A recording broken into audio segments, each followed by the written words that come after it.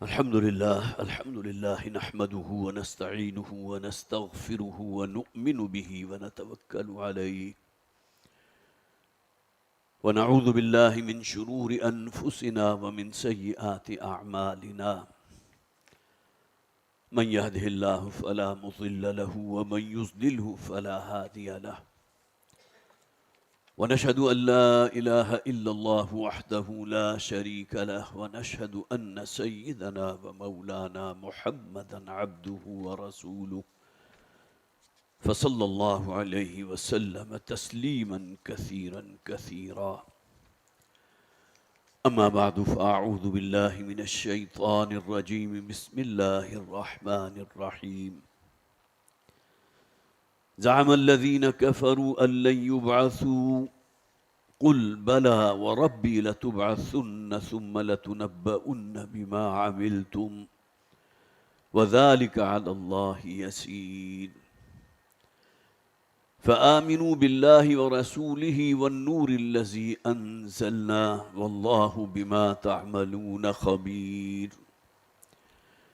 يوم يجمعكم ليوم الجمع ذلك يوم التغابن ومن يؤمن بالله ويعمل صالحا يكفر عنه سيئاته ويدخله جنات تجري من تحتها الأنهار خالدين فيها أبدا ذلك الفوز العظيم صدق الله العظيم رب اشرح لي صدري ويسر لي أمري واحلل عقدة من لساني يفقهوا قولي اللهم ألهمنا رشدنا واعذنا من شرور أنفسنا آمین یا رب العالمین۔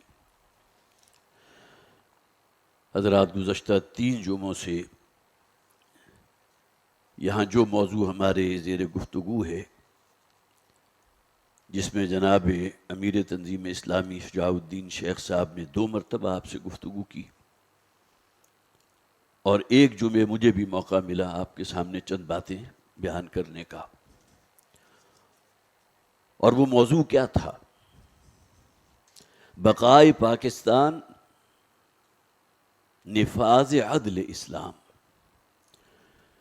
یہ ملک ہم نے جس مقصد کے لیے حاصل کیا تھا، ان باتوں کا تذکرہ بارہا ہو چکا، لہذا میں اس میں کوئی مزید اضافہ نہیں کر رہا، لیکن اس میں کوئی شک نہیں ہے کہ یہ ملک ہم نے حاصل کیا تھا اسلام کے نام پر۔ پاکستان کا مطلب کیا؟ لا الہ الا اللہ۔ لیکن یہ کہ بجائے اپنے ہدف کی طرف، منزل کی طرف بڑھنے کے، ہم نے پسپائی اختیار کی، تاکہ اس وقت جو ہماری پوزیشن بن چکی ہے مسلمانان پاکستان کی،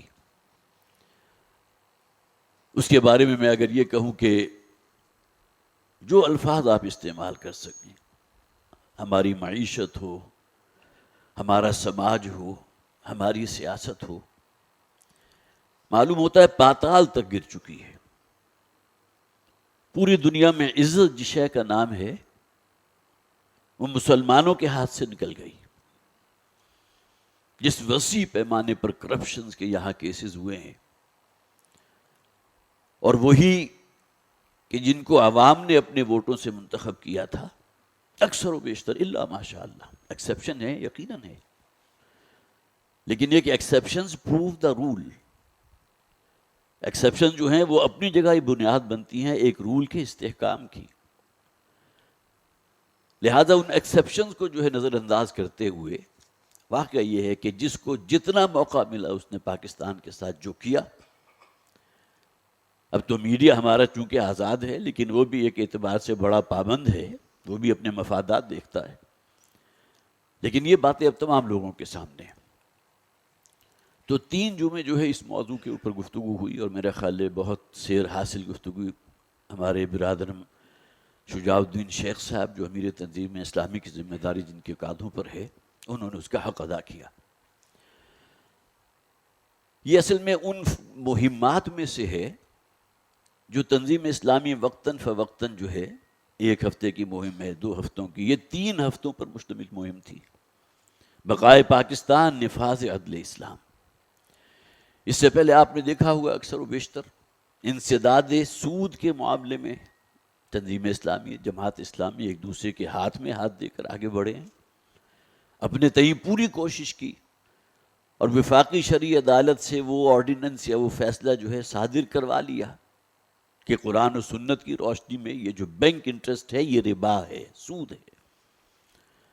لیکن وہی معاملہ کہ ہمارے اپنے ہی گویا کہ اس فیصلے کے خلاف ہو گئے، کتنے ہی بینکوں نے درخواستیں دے دی کہ ہمارے لیے تو زندہ رہنا ممکن نہیں ہے سود کے بغیر۔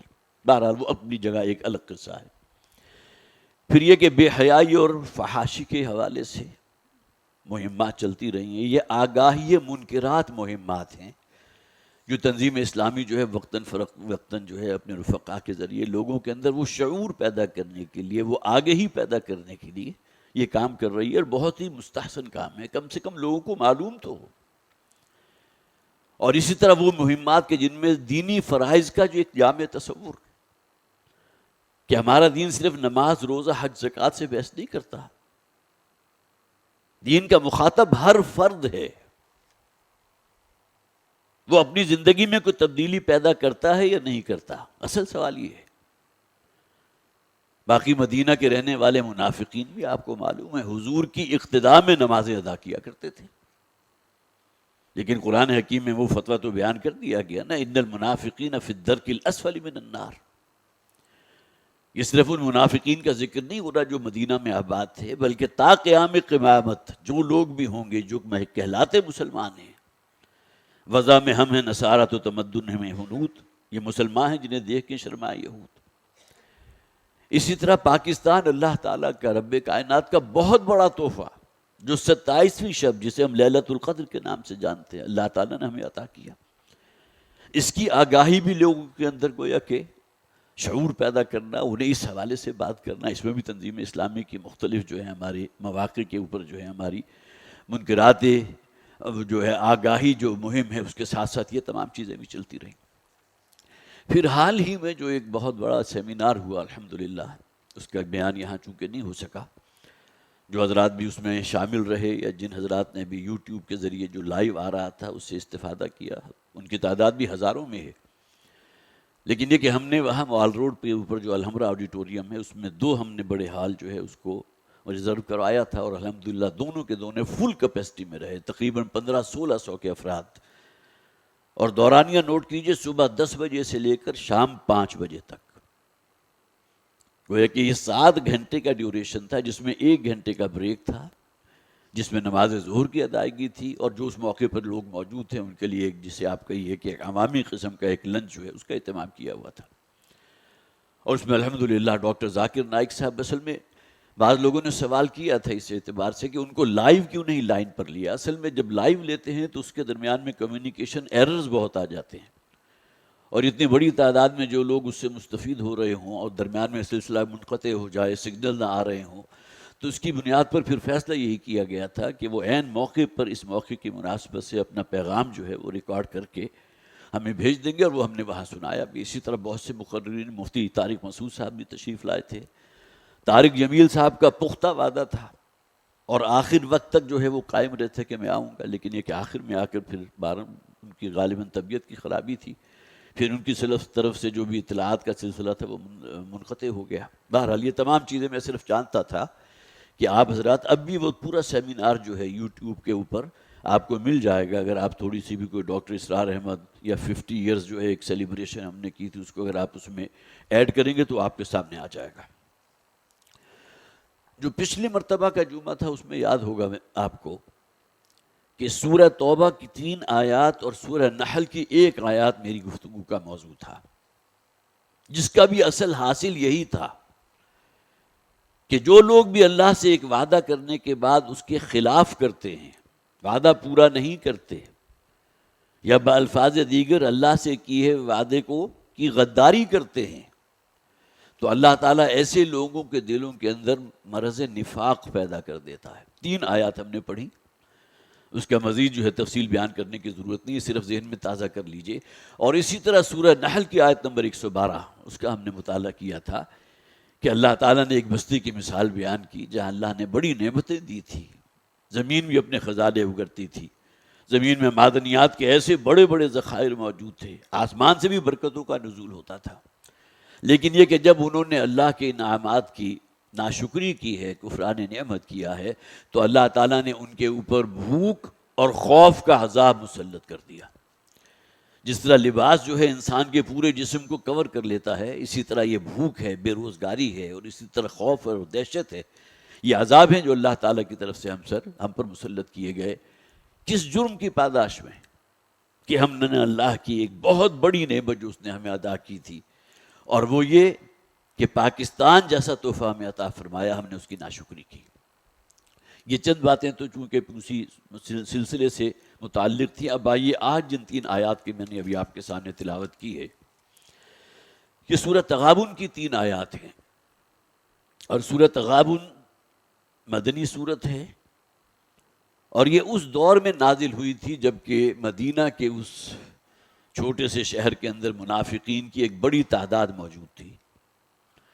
لہٰذا یہاں آپ کو ان صورتوں کے اندر سورہ حدید سے لے کر سورہ تحریم تک یہ 10 مدنی صورتیں ہیں، بہت اہم صورتیں، اور بارہا یہاں میں نے حوالہ دیا والد محترم رحمۃ اللہ علیہ کے منتخب نصاب کا۔ ان 10 میں سے 5 صورتیں وہ ہیں جو اس منتخب نصاب میں شامل ہیں، ان میں سے ایک صورت یہ سورہ تغابن ہے۔ اس کی پہلی 7 آیات قرآن حکیم کا کلائمیکس ہے، ایمان باللہ، ایمان بالآخرت اور ایمان بالرسالت کی بحث کے ضمن میں۔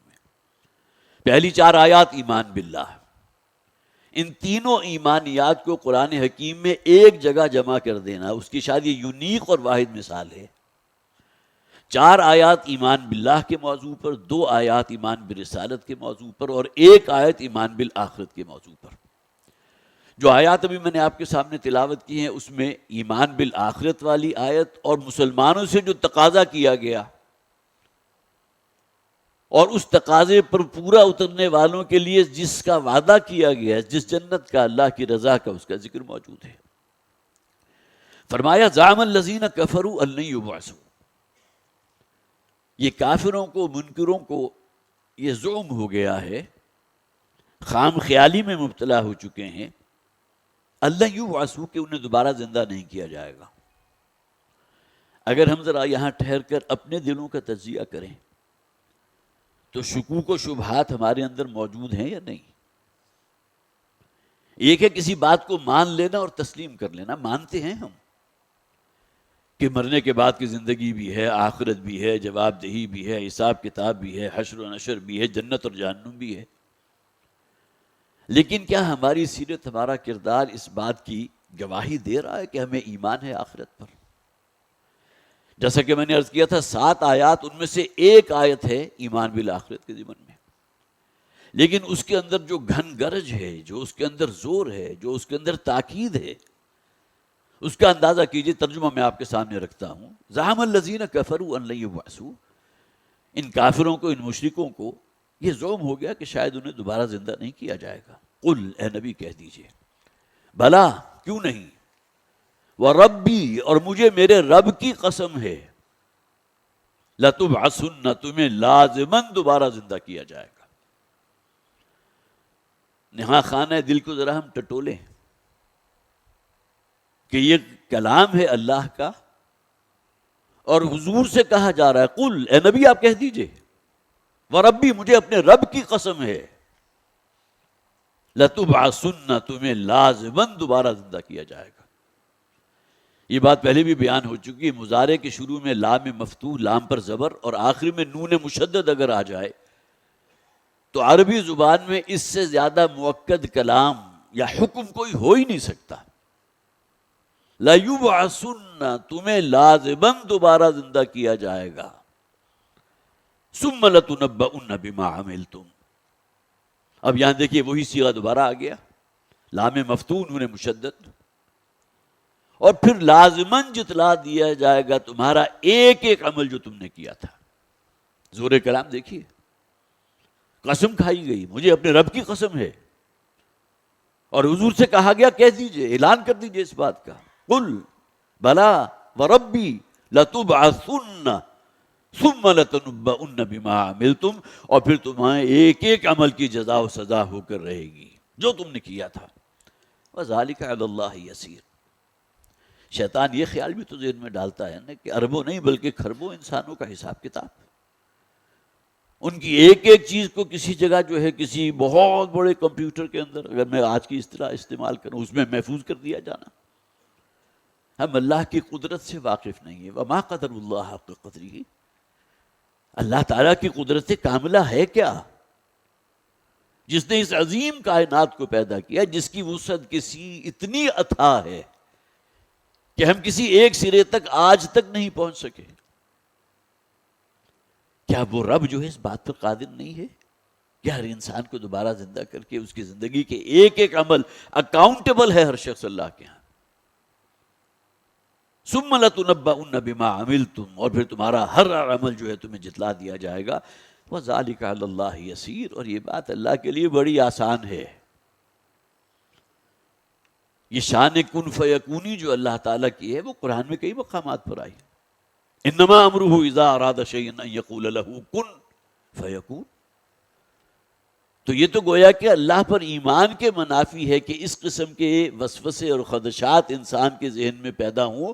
پیدا کرنے والا شیطان، اور انسان ان خدشات اور وسوسوں کے رد عمل میں آمنا و صدقنا کہہ دے. معلوم ہوا کہ آخرت پر ایمان متزلزل ہے.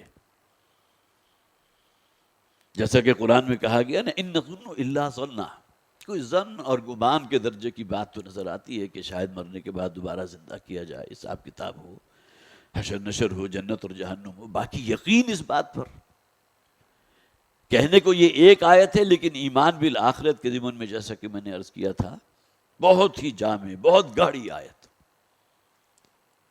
فآمنوا باللہ ورسولہ. دیکھیے پہلی 4 آیات، ان کا میں نے ترجمہ آپ کے سامنے نہیں رکھا اس لیے کہ وقت اس میں نکل جاتا. ایمان باللہ کے موضوع پر ضرب سلام کلائمیکس. 2 آیات ایمان برسالت کے موضوع پر، ایک آیت جو ان گویا کہ تمام آیات پر بھاری ہے ایک اعتبار سے، اس لیے کہ انسان کی سیرت و کردار پر اگر کوئی شے اثر انداز ہو سکتی ہے تو آخرت پر ایمان ہے، جواب دہی کا احساس. ورنہ بالکل صحیح کہا گیا اس شعر کے اندر، بابر بعیش کوش کے عالم دوبارہ نیست. یہ آخرت کا تصور، جواب دہی کا تصور، اکاؤنٹیبلٹی کا تصور اپنے ذہن سے نکال دیجئے کھرچ کر.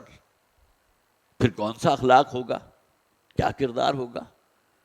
پھر تو عیش کوشی ہے، دوسروں پر ظلم ہے، حق تلفی ہے، ناانصافی ہے، جس کے مظاہر آپ کو جگہ جگہ نظر آ رہے ہیں. اس بات کو بھی نوٹ کیجئے، انسان کے چھوٹے سے عمل کو بھی آخرت پر یقین کے منافی قرار دے دیا. ارائیت الذی یکذب بالدین فذلک الذی یدعو الیتیم. کہنے کو تو چھوٹا سا عمل ہے نا، کوئی شخص یتیم کا حق ادا نہیں کر رہا، اسے جلی کٹی سنا رہا ہے، اسے گھر سے نکال باہر کیا ہے، دھکے دے رہا ہے، تو اللہ تعالیٰ کا فتویٰ یہ اسے آخرت پر ایمان نہیں ہے.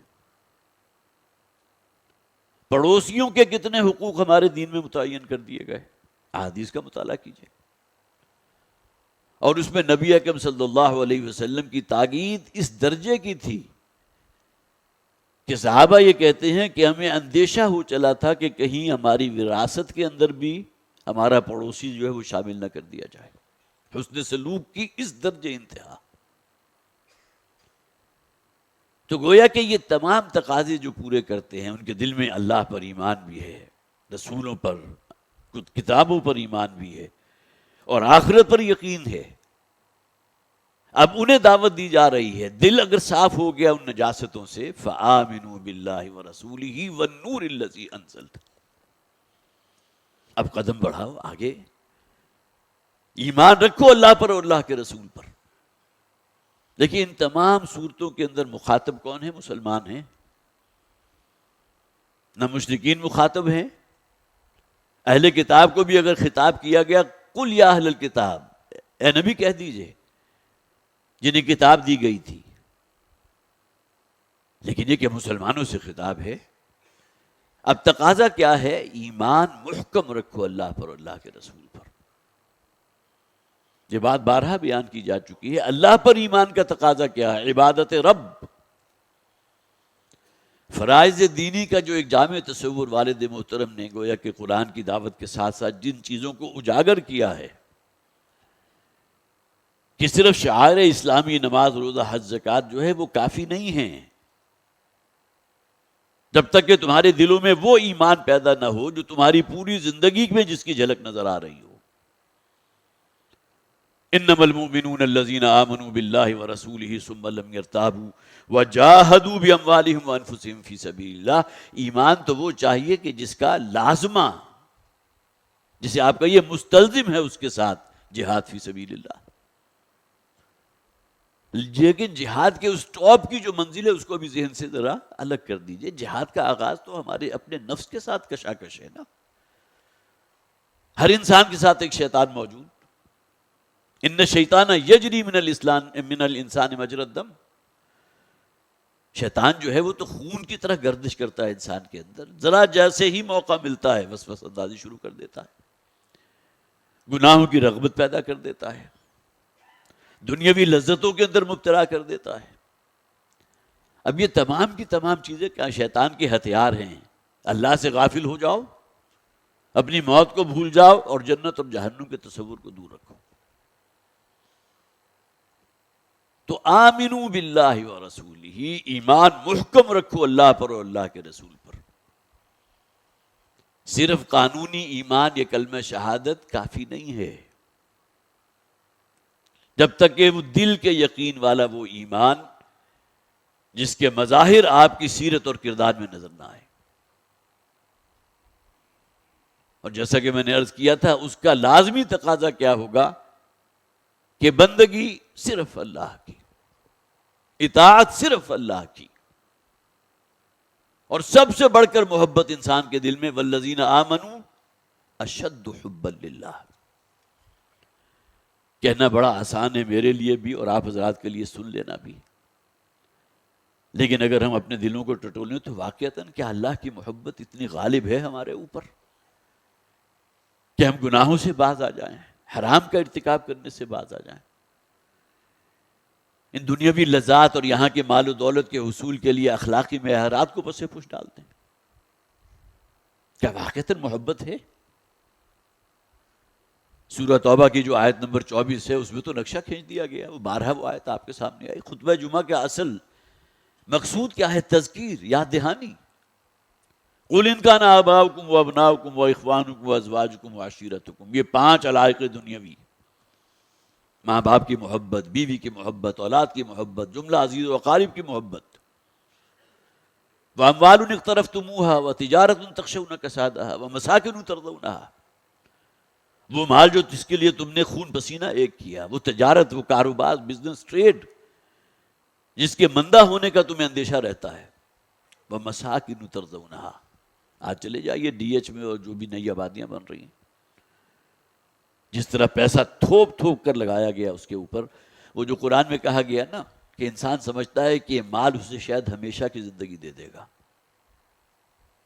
بڑے چاہوں سے، چوچلوں سے جو محل تعمیر کیا اس میں رہنا بھی نصیب ہوگا یا نہیں ہوگا؟ کیا گارنٹی ہے اس بات کی؟ وَمَسَاكِنُ تَرْضَوْنَهَا. اور وہ محلات، وہ بڑی بڑی کوٹھیاں، عالیشان بنگلے جو تمہیں بڑے محبوب ہیں، جس کے لیے کہاں کہاں سے کرسٹل گلاس کے جو ہیں آپ نے لا کر پیسز سجائے ہوئے ہیں اپنے کوریڈورز کے اندر بھی، اپنے ڈرائنگ رومز کے اندر بھی. احب الیکم من اللہ ورسولہ وجہاد فی سبیلہ. یہ ہے کسوٹی. کیا یہ چیزیں زیادہ محبوب ہیں یا اللہ کی محبت ان پر غالب ہے؟ یہ محبتیں اللہ نے پیدا کی ہیں. ماں باپ کی محبت ہے، بیوی بچوں کی محبت ہے، روپے پیسے کی محبت ہے، اپنے کاروبار کے ساتھ ایک دل لگانے والی بات ہے. لیکن اگر حدود اللہ کو پامال ہو رہا ہو، ان محبت میں انسان مبتلا ہو کر، ملوث ہو کر، تو یہ تو پھر وہ شے ہے کہ جو انسان کو تباہی اور ہلاکت تک پہنچا دے گی. احب الیکم من اللہ ورسولہ وجہاد فی سبیلہ. والد محترم تو ایک ترازو کی مثال پیش کیا کرتے تھے. ایک پلڑے میں یہ 8 محبتیں ڈال دیں، 5 علائق دنیاوی اور 3 مال و اسباب دنیاوی، اور دوسرے پلڑے کے اندر محبت ڈال دیں اللہ کی، اللہ کے رسول کی اور اس کے راستے میں جہاد کرنے کی. اب فیصلہ جو ہے وہ ترازو کا ڈنڈا خود کر لے گا کدھر جھکاؤ ہے.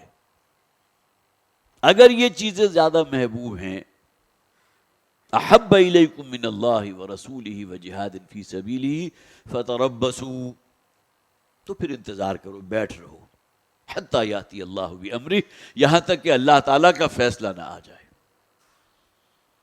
یہاں مراد یہ ہے کہ اگر موت تک ان محبتوں کے جال سے اپنے آپ کو نہیں نکال سکے تو آگے فرما دیا گیا واللہ لا یہدی القوم الفاسقین، اور اللہ تعالیٰ ایسے فاسقوں کو بھی ہدایت نہیں دیتا۔ سورہ توبہ ان صورتوں کے میں سے ہے، بلکہ ایک ہی صورت ہے کہ جس کے شروع میں بسم اللہ الرحمن الرحیم کے الفاظ نہیں ہیں۔ اللہ کی صفت رحمت، لہذا بڑا سخت انداز ہے اس آیت میں۔ تو آمنوا باللہ ورسولہ والنور الذی انزلت، ایمان رکھو اللہ پر، اللہ کے رسول پر۔ اللہ پر ایمان کا تقاضا عبادت، پوری زندگی میں اللہ کی بندگی، اور اللہ کے رسول پر ایمان کا تقاضا کیا ہے؟ اطاعت رسول کی، محبت کے جذبے سے سرشار ہو کر۔ یہ بھی کہنا بڑا آسان ہے میرے لیے بھی اور آپ کے لیے بھی، لیکن اس پر پورا اترنا کس قدر مشکل ہے۔ نبی اکرم صلی اللہ علیہ وسلم تو فرما دیا اپنے قول مبارک میں، لا یؤمن احدکم، تم میں سے کوئی شخص مومن نہیں ہو سکتا، حتی اکون احب الیہ من والدہ وولدہ والناس اجمعین، جب تک کہ میری ذات، محبت رسول اس کے دل میں تمام محبتوں سے بڑھ کر نہ ہو جائے۔ اور آگے صرف بات اسی پر نہیں چھوڑی، بلکہ تمہارے والدین کی محبت تمہاری اولاد کی محبت سے بھی فائق تر ہو میری محبت۔ اس کا مظہر کیا ہوگا؟ اللہ کے رسول کی زندگی میں پورا نمونہ، مکمل اسوہ موجود ہے۔ وہ ہمارے لیے مشعل راہ ہے یا نہیں؟ صرف محبت اور عقیدت کے راگ الاپنا جو ہے صرف وہی کافی ہے، یا پیش کر غافل عمل اگر کوئی دفتر میں ہے؟ سیرت و کردار اگر اس رنگ میں رنگی نہیں ہے تو یہ محبت اور عقیدت کے دعوے جو ہے وہ ایک طرف کر دیے جائیں گے۔ میں کوئی زیادہ سخت الفاظ استعمال نہیں کرنا چاہتا۔ شعوری طور پر اگر انسان اس رستے کو چھوڑنے کو تیار نہیں جو اللہ اور اللہ کے رسول کی معصیت والا رستہ ہے، تو انجام کیا ہوگا؟ ابدی تباہی ہے، ہلاکت ہے، جہنم ہے۔ جو تقاضے کیے گئے فآمنوا باللہ ورسولہ، بس ایمان لاؤ اللہ پر اور اللہ کے رسول پر۔ مسلمان مخاطب ہے، ایمان تو پہلے سے رکھتے ہیں، وہ منافقین بھی تو موجود تھے نا اس معاشرے میں، جیسا کہ میں نے عرض کیا تھا۔ ایمان کے تقاضوں کو ادا کرو، اللہ کے رسول پر ایمان کا تقاضا کیا ہے؟ محبت اللہ کے رسول سے اور اطاعت اللہ کے رسول کی۔ وَالنُّورِ الَّذِي أَنزَلْنَا، اور اس کے ساتھ ایک تیسری شے جو ہے وہ منسلک کر دی گئی، اور اتباع کرو اس نور کا جو ہم نے نازل کیا۔ اس میں کوئی اختلاف نہیں، یہاں مراد کیا ہے؟ قرآن حکیم۔ قرآن نے تو تورات کے بارے میں کہہ دیا فیہا نور و ہدن و نور، انجیل کے بارے میں کہہ دیا، تو قرآن سے بڑھ کر مجسم ہدایت جو ہے، جسے آپ کہیے ہدایت کا کلائمیکس اور کیا ہوگا؟ فیہا ہدن و نور، اس قرآن میں بھی ہدایت ہے اور نور ہے۔ تو وَالنُّورِ الَّذِي أَنزَلْنَا، اور اتباع کرو اس نور کی جس کو ہم نے نازل کیا اپنے بندے محمد پر صلی اللہ علیہ وسلم۔ اب یہاں قرآن کے اتباع سے کیا مراد ہے؟ کیا ہم اس کا کسی درجے میں حق ادا کر رہے ہیں؟ میں تو ہمیشہ کہا کرتا ہوں، ہم میں سے کوئی شخص ایسا نہیں جس کے گھر میں 10 15 20 نسخے قرآن کے موجود نہ ہوں، اور یہی نسخے ممکن ہے قیامت کے دن ہمارے خلاف کھڑے ہو جائیں، کہ 2-3 مہینے کے بعد ہمیں جھاڑ کر جو ہے پھر دوبارہ ٹکا دیا جاتا تھا، پڑھنے کو کوئی تیار نہیں تھا۔ یہ تو بات صرف تلاوت کی ہے نا، آگے بڑھیے تو تلاوت نہیں، بلکہ جو پڑھ رہے اسے سمجھ کر پڑھو۔ اس نور کے اتباع کی یہ مختلف شکلیں ہیں۔ مسلمانوں پر قرآن مجید کے حقوق نامی کتابچہ لاکھوں کی تعداد میں شائع ہوا، اور جیسا کہ میں نے اس موقع پر بھی جو الحمرا آڈیٹوریم میں جو ہمارا ایک تقریب، بہت میگا تقریب ہوئی تھی، اس موقع پہ بھی عرض کیا تھا کہ 1966 میں جب منتقل ہوئے تھے والد محترم یہاں شہر لاہور میں، تو سب سے پہلا کام کیا تھا کہ لوگوں کو قرآن سے متعارف کرائیں، جو ایک بھولی بسری کتاب بن کے رہ گئی، صرف اعلی ثواب بن گیا یا اعلی ایصال ثواب بن کر رہ گیا۔ اور اسی موقع پر یہ مسلمانوں پر قرآن مجید کے حقوق نامی کتابچہ ہمارے یہاں موجود ہے باہر سٹال کے اوپر، جن حضرات نے مطالعہ نہیں کیجیے لازماً کیجیے۔ تو اتباع اس قرآن کا سورہ اعراف میں فرمائیں گے وَاتَّبَعُوا النُّورَ الَّذِي أُنزِلَ إِلَيْكُم، اے نبی صلی اللہ علیہ وسلم جو نور ہم نے آپ پر نازل کیا ہے، اب امتیوں کے ذمے ہے، یہ قرض ہے کہ اس کا اتباع کریں، اسے پڑھیں، اسے سمجھ کر پڑھنے کی کوشش کریں، اس پر عمل کریں۔ کتنی ہی مثالیں دی جاتی ہیں کہ آپ کے پاس بہترین کتاب کوئی فرض کیجئے جرمنی زبان میں لکھی ہوئی ہے، کسی اور زبان میں لکھی ہوئی ہے، آپ اس کو کھول کے دیکھیں گے اور پہلے صفحے آپ کو سمجھ میں آپ بند کر کے رکھ دیں گے۔ قرآن حکیم اس اعتبار سے مظلوم ترین کتاب ہے کہ پڑھنے والے تو ہیں ثواب کے حصول کے لیے، لیکن اس کو سمجھنے کو تیار نہیں۔ کون سی کتاب ہوگی کہ جسے پڑھا جاتا ہو بغیر سمجھے؟ تو وَالنُّورِ الَّذِي أَنزَلْنَا وَاللَّهُ بِمَا تَعْمَلُونَ خَبِيرٌ، اور اللہ تعالیٰ جو کچھ تم کرتے ہو اس سے باخبر ہے، تمہارے ایک ایک عمل کو جانتا ہے۔ یوم یجمعکم لیوم الجمع ذالک یوم التغابن، وہ دن کے جس دن اللہ سب کو جمع کر دے گا، وہ ہوگا جمع ہونے والا دن۔ ذالک یوم التغابن، اور وہ جمع ہونے والا دن ہے جسے قرآن کہتا ہے وہ ہار اور جیت کے فیصلے کا اصل دن وہ ہے۔ اس دنیا میں تو ہمارے ہاں ہر وہ انسان ہارا ہوا ہے نا جس کے پاس روپیہ پیسہ نہیں ہے، اپنا مکان نہیں ہے، اپنی گاڑی نہیں ہے، دنیاوی دوڑ میں کہیں پیچھے رہ گیا۔ اور وہ شخص بڑا جیتا ہوا ہے جس کے پاس لاکھوں کروڑوں کا مال ہے، ایسٹس ہیں۔ لیکن اس دن معلوم ہو جائے گا، اس لیے کہ وہاں فیصلہ ہوگا اس ایمان کی بنیاد پر جس کی دعوت دی گئی، فآمنوا باللہ ورسولہ والنور الذی انزلنا۔ اس دنیا میں خواہ قارون کی سی دولت کسی کے پاس موجود ہے، لیکن اگر سیرت و کردار اور دل میں وہ ایمان اور تقوی موجود نہیں تو کوئی شے اس کے وہاں کام آنے والی نہیں۔ ذالک یوم التغابن، وہ ہے ہار اور جیت کے فیصلے کا دن۔ وَمَن يُؤْمِن بِاللَّهِ وَيَعْمَلْ صَالِحًا، اور جو شخص بھی ایمان رکھتا ہے اللہ پر اور نیک اعمال کرتا ہے، ایمان اور عمل لازم و ملزوم، یکفر عنہ سیئاتہ، اللہ تعالیٰ اس سے اس کی کوتاہیوں کو، لغزشوں کو، گناہوں کو معاف فرما دے گا۔ شرط ہے صدق دل سے توبہ کرے۔ وَيُدْخِلُ جَنَّاتٍ تَجْرِي مِن تَحْتِهَا الْأَنْهَارُ، اسے داخل کرے گا ان باغات میں جن کے دامن میں نہریں رواں ہیں، خالدین فیہا ابدا، اس میں رہیں گے وہ ہمیشہ ہمیش کے لیے۔ ذالک الفوز العظیم، اور یہ ہے سب سے بڑی کامیابی۔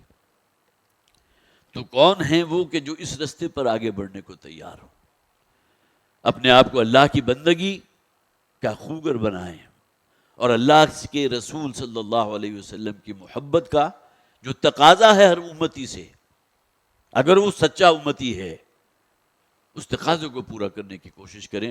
اگلا مہینہ چونکہ ماہ ربیع الاول کا ہے اور یہ مہینہ اس حوالے سے بہت ہی خیر و برکت والا ہوتا ہے، اس میں سیرت کے حوالے سے نبی اکرم صلی اللہ علیہ وسلم نے جو عظیم انقلاب برپا کیا تھا اس حوالے سے باتیں ہوتی ہیں، گفتگو ہوتی ہے، سیمینارز ہوتے ہیں، محاضرات ہوتے ہیں، بڑے بڑے جلسے ہوتے ہیں۔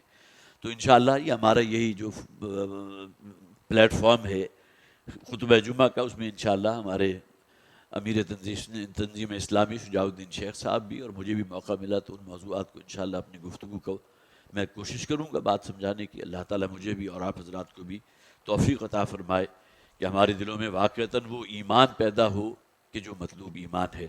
بارک اللہ لی ولکم فی القرآن العظیم ونفعنی وإیاکم بالآیات والذکر الحکیم۔ حضرات یہ پریس ریلیز سن لیجئے۔ سخت پابندیوں کے باوجود افغانستان کی معیشت کا مضبوط ہو جانا کسی معجزے سے کم نہیں۔ جو حضرات بھی بہرحال اخبارات پڑھتے ہیں، میڈیا سے جن کا کم شناسائی ضرور ہے، تو انہیں معلوم ہے کہ افغانستان جس کا تورا بورا بنا دیا گیا تھا ایک وقت میں، اور جس کے بارے میں کہیں دور دور تک کوئی امید نہیں تھی کہ دوبارہ اپنے پیروں پر کھڑا ہو سکے گا، لیکن یہ کہ وہ سچائی کے ساتھ پوری طرح اس رستے پر رہے جسے وہ حق سمجھتے تھے۔ وہ جو فرمایا گیا نا کہ ان تنصر اللہ ینصرکم، اگر تم اللہ کے دین کی مدد کرو گے، اس پر قائم رہو گے، تو اللہ تعالیٰ تمہاری لازماً مدد کرے گا، تائید اور نصرت اس کی حاصل ہوگی۔ اس کا بہت بڑا مظہر ہے۔ تنظیم اسلامی کے امیر شجاع الدین شیخ صاحب نے ایک بیان میں کہا کہ امریکہ کی سرکردگی میں طاغوتی قوتوں کے خلاف 20 سالہ جہاد کے نتیجے میں جب اللہ تعالیٰ نے 15 اگست 2021 کو افغان طالبان کو فتح عظیم عطا فرمائی اور افغان طالبان افغانستان میں حکومت قائم کرنے میں کامیاب ہو گئے، تو دنیا بھر کے معاشی ماہرین کا کہنا تھا کہ افغانستان کی حکومت اول تو مغرب اور متمول اقوام کی محتاج ہوگی، وگرنہ جلد معاشی اور سیاسی سطح پر بری طرح ناکام ہو جائے گی۔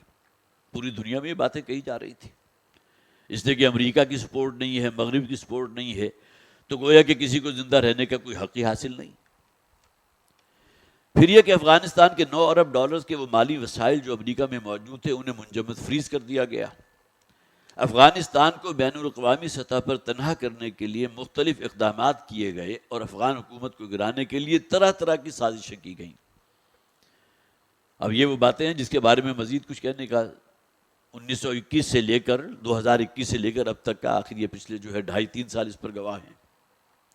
حقیقت یہ ہے کہ انتہائی نامساعد حالات کے باوجود افغان طالبان کی حکومت نے اللہ پر بھروسہ کرتے ہوئے اپنے ملک میں اسلام کے نظام عدل اجتماعی، وہی 3 ہفتے کی جو کمپین ہم نے چلائی تھی، بقائے پاکستان، نفاذ عدل اسلام، اسلام کے نظام عدل اجتماعی کو قائم کرنے کی سعی و جہد جاری رکھی۔ آج ورلڈ بینک اپنی تازہ رپورٹ میں یہ اعتراف کرنے پر مجبور ہے کہ افغانستان کی معیشت کے مختلف اشاریوں میں بہت بڑے پیمانے پر بہتری آئی ہے، یہ اللہ کی مدد۔